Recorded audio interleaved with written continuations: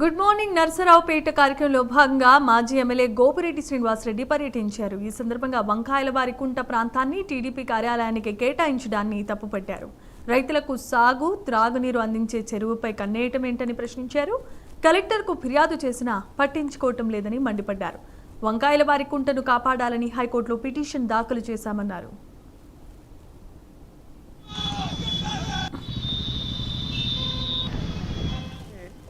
Good morning Narasaraopet కార్యక్రమంలో భాగంగా ఇసప్పాలెం to Jonnalagadda bypass road లో ఉన్న ఈ యొక్క ప్రదేశంలో ఉన్నాం. దీన్ని వంకాయలవారి కుంట అంటారు. దీని పేరు వంకాయలవారి కుంట.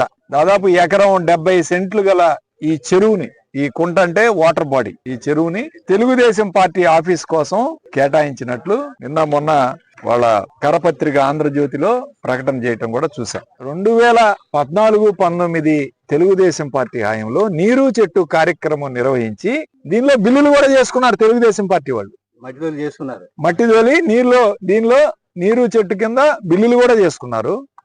ఇప్పుడు ఈ నీటి వసతులు ఉన్నాయి. ఈ రోజు ఎందుకంటే గ్రౌండ్ వాటర్ కావాలంటే మనకి చెరువు ఉండాలి. ఈ గ్రౌండ్ వాటర్ ఇక్కడ పక్కన నివసించే స్థలం, చెరువులు ఉన్నాయి, అపార్ట్మెంట్లు ఉన్నాయి.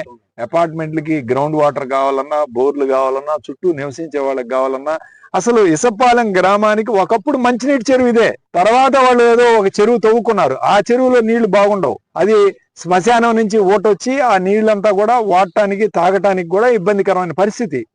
అలాంటప్పుడు ఈ వాటర్ బాడీని మనం పరిరక్షించాల్సిన బాధ్యత మనకి లేదా అని ఈరోజు నేను ఒక కలెక్టర్ గారికి ఇచ్చాం రిప్రజెంటేషన్, ఒక ఎంఆర్ఓ గారికి ఇచ్చాం. ఆఖరికి వీళ్ళు ఎవరూ వినటం లేదని చెప్పి హైకోర్టులో కూడా దాఖలు చేశాం. Good morning Narasaraopet